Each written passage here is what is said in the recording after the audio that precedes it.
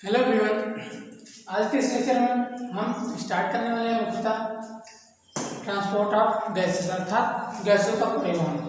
अब गैसों का परिवहन मुख्यतः हम समझेंगे कि ऑक्सीजन और कार्बन डाइऑक्साइड का किस प्रकार हमारी पूरी बॉडी में किस माध्यम से इसका परिवहन हो रहा है, अर्थात एक स्थान से दूसरे स्थान पर पहुंचाया जा रहा है। कौन? ऑक्सीजन मुख्यतः। ओके, तो अब इनका जो मेन माध्यम होता है पहुंचाने का, परिवहन करने का, वो होता है हमारा ब्लड अर्थात जिसे बोलते हैं रक्त। ओके, जो कि देखने में तो लाल रंग का होता है, लेकिन इसमें अगर ब्लड का डिवीजन करेंगे तो ब्लड में आपको तीन चीजें देखने को मिलेंगी। एक तो आरबीसी देखने को मिलेंगे अर्थात रेड ब्लड कॉर्पसेल्स। इसके अलावा आप प्लाज्मा पाएंगे, इसके अलावा रुधिर प्लेटलेट्स पाएंगे। तीन मुख्यतः इसके भाग होते हैं, जिसमें मुख्यतः पढ़ते तो सभी केवल दो पार्ट के बारे में है, एक तो आरबीसी के बारे में, एक प्लाज्मा के बारे में ना।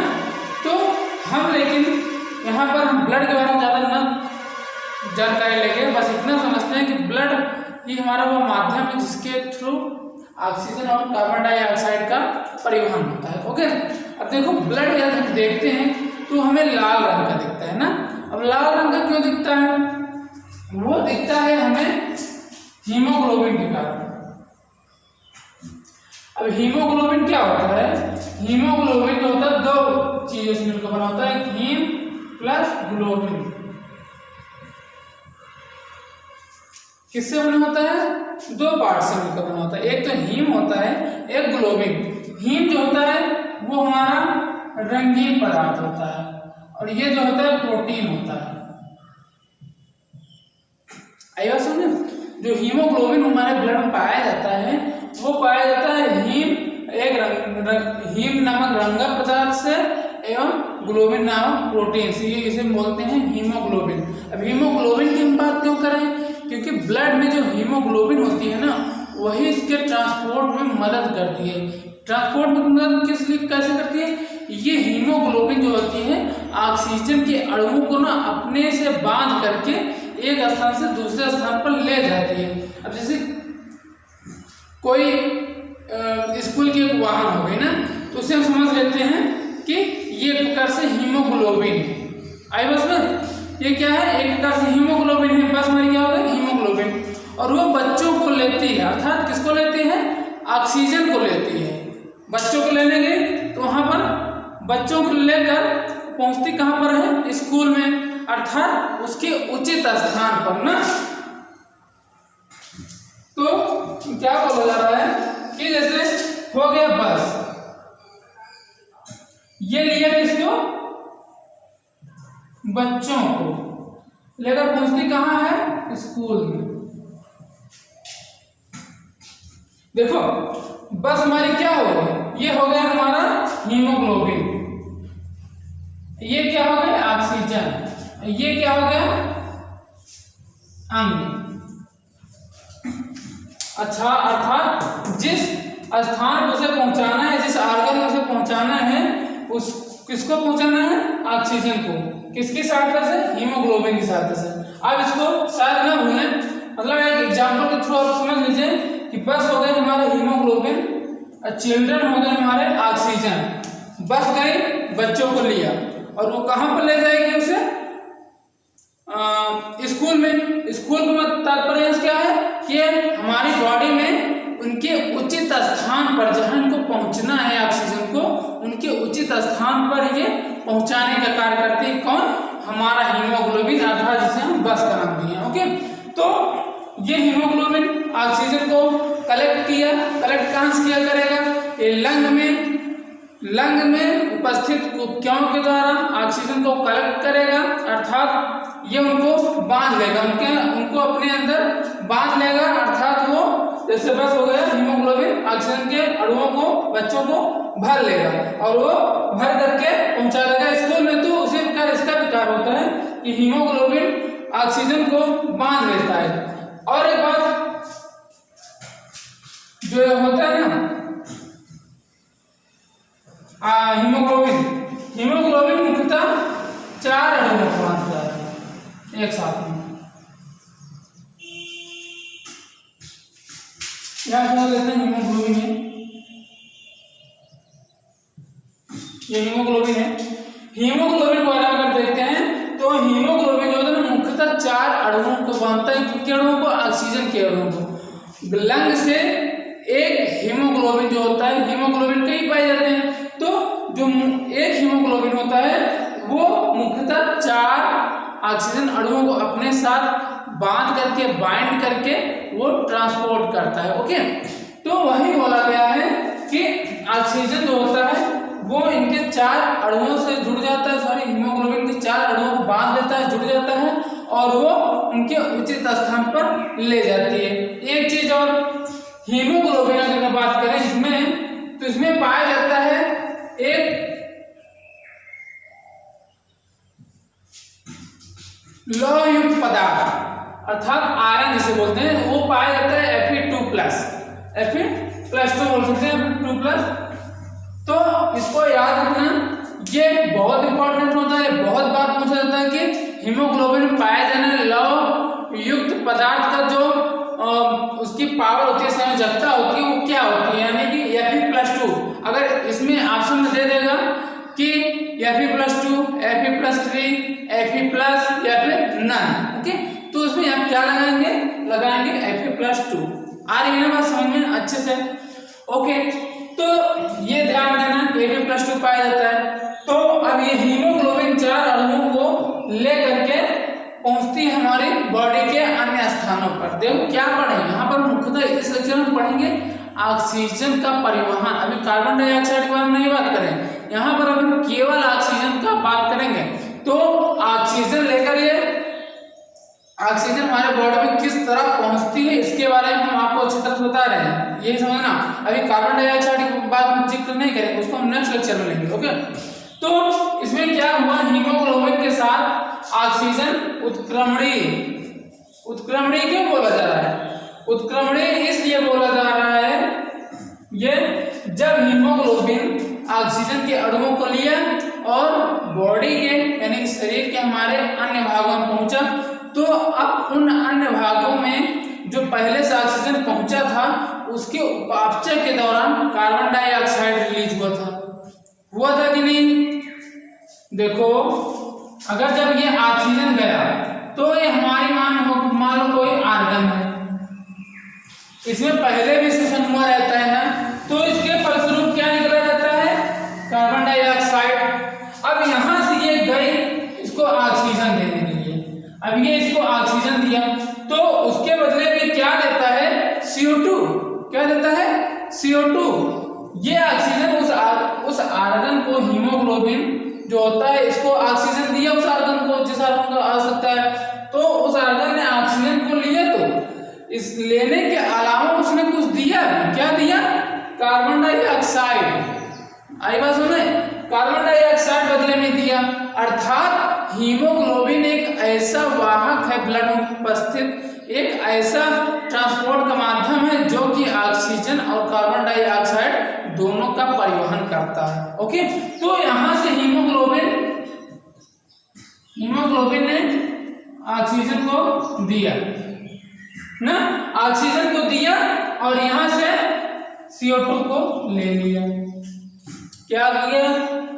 हीमोग्लोबिन 4 अणुओं को लेकर गया था।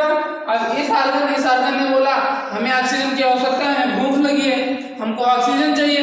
तो इस हीमोग्लोबिन ने क्या किया? उस आर्गन को एक अणु दे दिया, अर्थात एक ऑक्सीजन उसे दे दिया और वहां से क्या ले लिया? CO2। अब बोला अगर हम कुछ देंगे तो बदले हमें कुछ मिलना भी चाहिए। तो उसने क्या किया कि वो उपापचय के दौरान उसके द्वारा जो CO2 निष्कासित की जा रही थी वो कलेक्ट करके रखा था।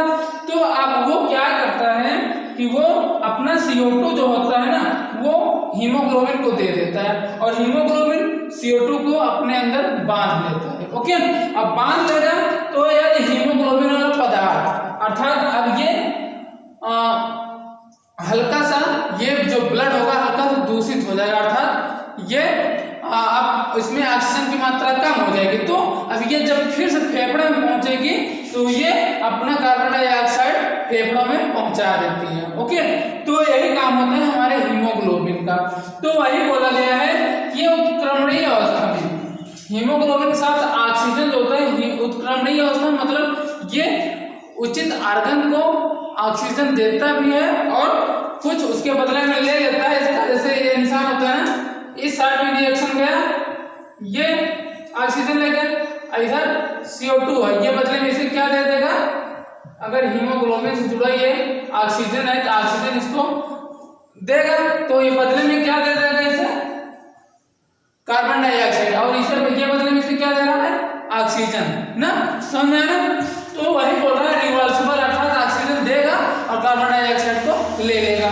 इसके अलावा देखो उत्क्रमणीय ढंग से बांधकर ऑक्सी हीमोग्लोबिन गठन करता है,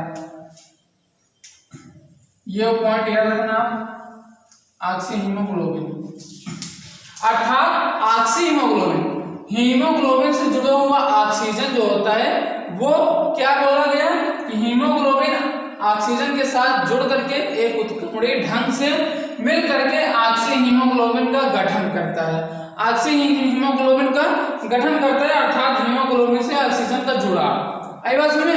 तो अब क्या बोला गया है, ये तो हम आपको पहले बता चुके हैं कि एक हीमोग्लोबिन 4 ऑक्सीजन अणुओं का वहन करती है ना। तो अब ये इसका तात्पर्य बोलते हैं कि ऑक्सी हीमोग्लोबिन का गठन किया। अब क्या होता है कि हीमोग्लोबिन की ऑक्सीजन से प्रतिशत संतृप्त को PO2 के, आपको पहले बताया था जो आंशिक दाब होता है वो किसी मिश्रित गैस में एक विशेष गैस के भागीदारी को हमने आंशिक दाब बोला था ना।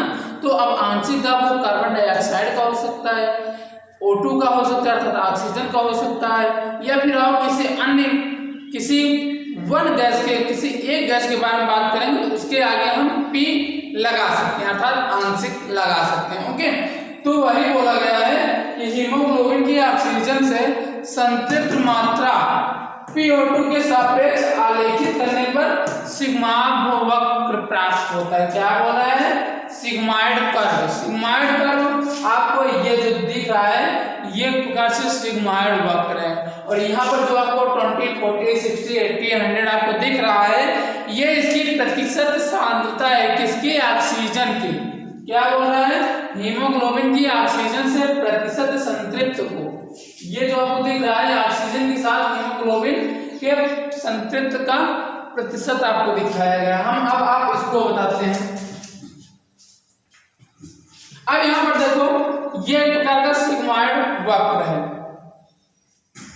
अब हीमोग्लोबिन अर्थात ब्लड जब ऑक्सीजन को लेकर अन्य अंगों तक पहुंचा नो, तो अब अन्य अंगों तक पहुंचेगा तो वहां पर क्या होगा, क्योंकि जो ऑक्सीजन की हीमोग्लोबिन से एफिनिटी होती है अर्थात बंधुता, बंधुता की क्या बोलते हैं, एफिनिटी।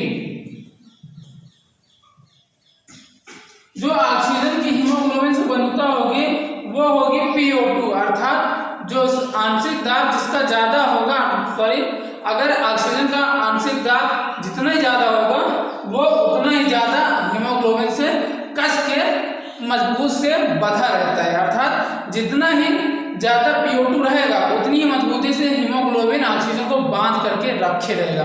अब लेकिन अब जब ये PO2 अर्थात हीमोग्लोबिन पहुंचता है ऊतकों में, कहां पर, ऊतकों में, ये तो हो गया था हीमोग्लोबिन की ऑक्सीजन, हीमोग्लोबिन 4 अणु कहां बांधा था, वो बांधा था हमारे लंग में। लंग में क्या होता है, ऑक्सीजन की मात्रा ज्यादा होती है। अब लेकिन यही जब ऊतकों में पहुंचेगा, कहां पर, ऊतकों में, जहां पर कार्बन डाइऑक्साइड की मात्रा ज्यादा होती है, तो अब ये फैक्टर के रूप में कार्बन बन जाती है। किस फैक्टर के रूप में, ये CO2 जो होती हैं, अब उनका चूंकि निष्कर्षण होना है तो परिवहन के लिए एक ऐसा सिस्टम है कि जब हीमोग्लोबिन वहां पर जाता है तो CO2 मेन कारक बनता है। क्या बनता है, CO2 जो होता है हमारा मेन कारक बनता है कि ये इसके जो बंधन होते हैं ऑक्सीजन और हीमोग्लोबिन के,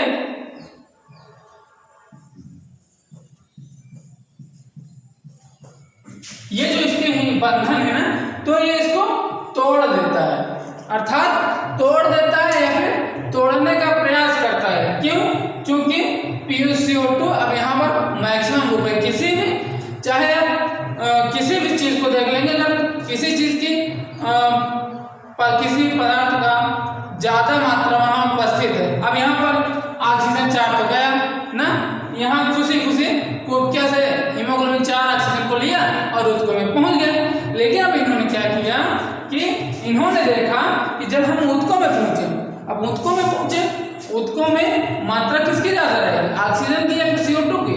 वहां पर मात्रा किसकी ज्यादा रहेगी, CO2 की ना। तो अब CO2 की मात्रा वहां पर ज्यादा है, अर्थात वो प्रभावशाली होंगे, उनका कब्जा वहां पर ज्यादा रहेगा। तो अब वो CO2 जो होते हैं ना, वे इनके ऑक्सीजन के, इनके हीमोग्लोबिन से ऑक्सीजन की बंधुता तोड़ देते हैं। अर्थात ये मुख्यतः एक दो अणुओं को तोड़ देते हैं और यहाँ से ऑक्सीजन को हटा करके अपना जुड़ जाते हैं।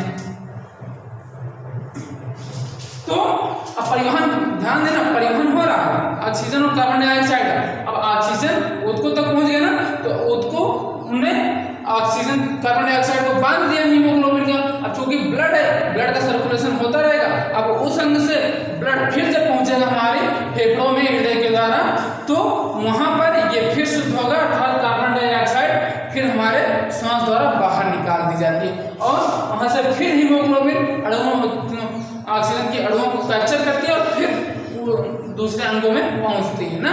तो परिवहन समझ में आया ना। तो यही बोल रहे हैं कि जब ये मुख्यतः होता है, ध्यान देना, ये ऊतक में, कहां पर, ऊतक में, और ये हमारा होता है ऊतकिया में।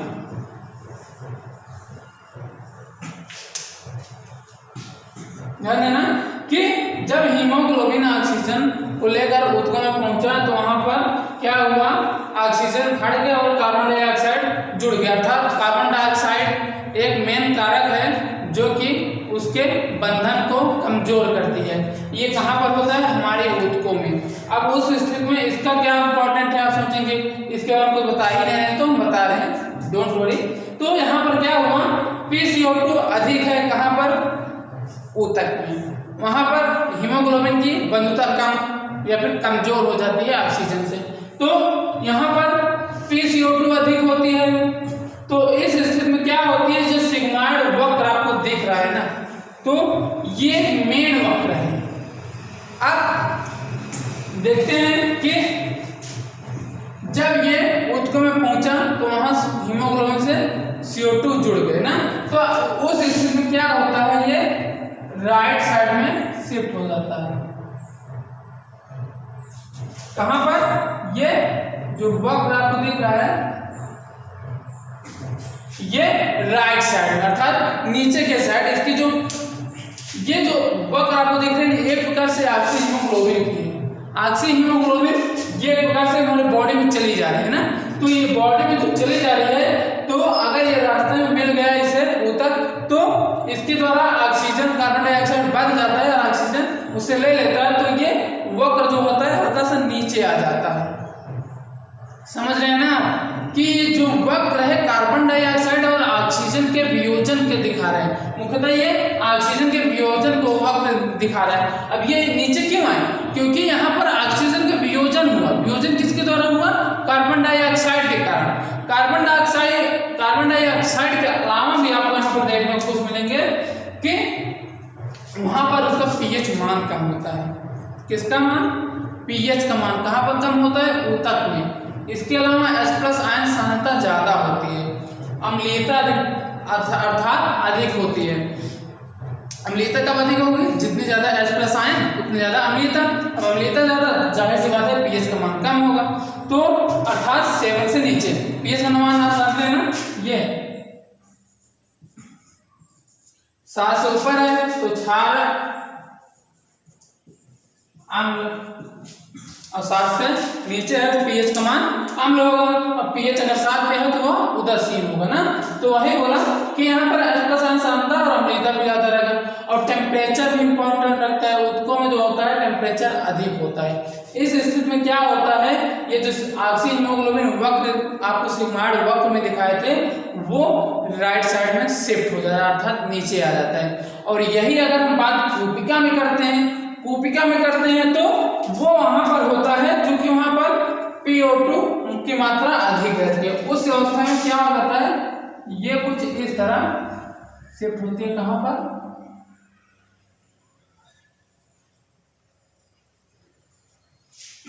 लेफ्ट साइड में, अर्थात ऊपर की साइड शिफ्ट हो रहा है। अर्थात ऑक्सी हीमोग्लोबिन और ऑक्सीजन को पा करके ये ऊपर की साइड चलेंगे, अर्थात इनकी जो ऑक्सी हीमोग्लोबिन की मात्रा है वो बढ़ गई, ये शिफ्ट हो जाता है लेफ्ट। ये लेफ्ट लिखे हैं, अर्थात लेफ्ट लिखे हैं, और ये राइट। ओके, याद रखना, शायद थोड़ा कम दिख रहा होगा, तो ये लेफ्ट लिखा है ध्यान देना, और ये राइट में। जब कार्बन डाइऑक्साइड जुड़ते हैं, अर्थात ये वाला मान आता है, तो उस अवस्था में ये राइट साइड में शिफ्ट हो जाता है वक्र, और जब ये वाली बात आती है तो ये लेफ्ट साइड में हो जाती है। ये अवस्था कहाँ पर बात होती है, हमारी पोपकिया में, और ये हमारी बात होती है ऊतकों में। तो यहाँ पर लिखे भी हैं कि ऑक्सीजन हीमोग्लोबिन बंधुता घटेगी तो राइट साइड शिफ्ट होगी, कौन, सिग्माइड वक्र। और क्या बोल रहे हैं, ऑक्सीजन हीमोग्लोबिन यानी हीमोग्लोबिन की ऑक्सीजन से बंधुता यदि बढ़ती है तो ये वक्र हमारा लेफ्ट साइड में शिफ्ट हो जाएगा। आगे ना बात सुने, ये इतना पॉइंट बहुत इंपॉर्टेंट है, ये इतना, ये वाला, ये केवल इतना याद रखिए, और इसको इतना, तो आप इसके बारे में आराम से बता लेते हैं, आपको कोई प्रॉब्लम नहीं होनी चाहिए। इतना अच्छे समझाया हूँ एकदम सरल भाषा में, आपको मुझे नहीं लगता कि आपको समझ में ना आया, आप अच्छी तरह समझ गए होंगे। ओके, तो इसको पढ़िए, अभी इसमें और कुछ बताना बाकी है, उसको हम देखते हैं। ओके।